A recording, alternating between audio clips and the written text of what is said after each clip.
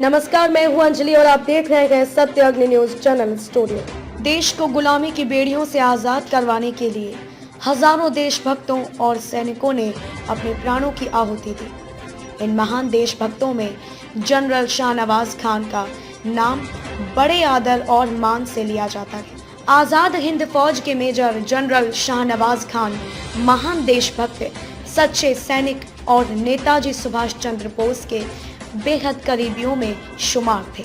एक सच्चे और बहादुर सैनिक के साथ साथ जनरल खान एक सच्चे समाज सेवी और दूरदर्शी राजनीतिज्ञ भी थे।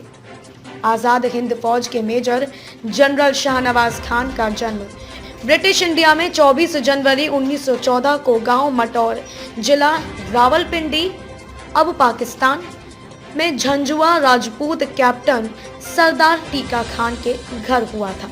सैनिक परिवार में जन्मे शाहनवाज ने अपने बुजुर्गों की राह पर चलने की ठानी। शाहनवाज की प्रारंभिक शिक्षा दीक्षा पाकिस्तान में हुई।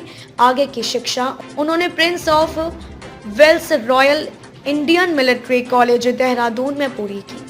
1940 में ब्रिटिश इंडियन आर्मी में एक अधिकारी के तौर पर ज्वाइन कर लिया। जब जनरल शाहनवाज ब्रिटिश आर्मी में शामिल हुए थे तब विश्व युद्ध चल रहा था और उनकी तैनाती सिंगापुर में थी। जापानी फौज में ब्रिटिश इंडियन आर्मी के सैकड़ों सैनिकों को बंदी बनाकर जेलों में ठूस दिया था।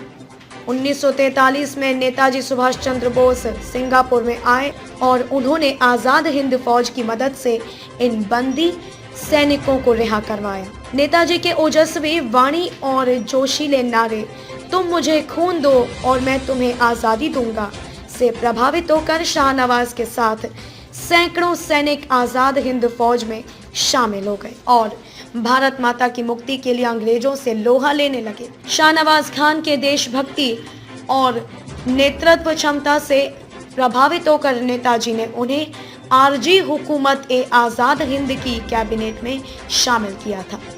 दिसंबर 1944 में जनरल शाहनवाज को नेताजी ने मांडले में तैनात सेना की टुकड़ी का नंबर 1 कमांडर नियुक्त किया था।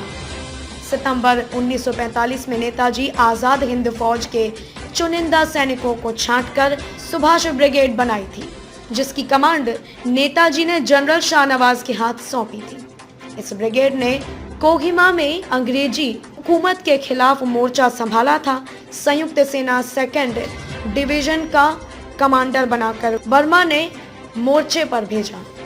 अगर अभी तक आप लोगों ने हमारे चैनल को सब्सक्राइब नहीं किया है तो सबसे पहले इसे सब्सक्राइब कर ले, साथ में रेड कलर के बेल आइकन को दबाएं, जिससे कि रोजाना देश विदेश की खबरें आप तक पहले पहुंच सके। साथ में आप अपने सुझाव को हमारे कमेंट बॉक्स में भी लिख सकते हैं और इसे ज़्यादा से ज़्यादा शेयर करें।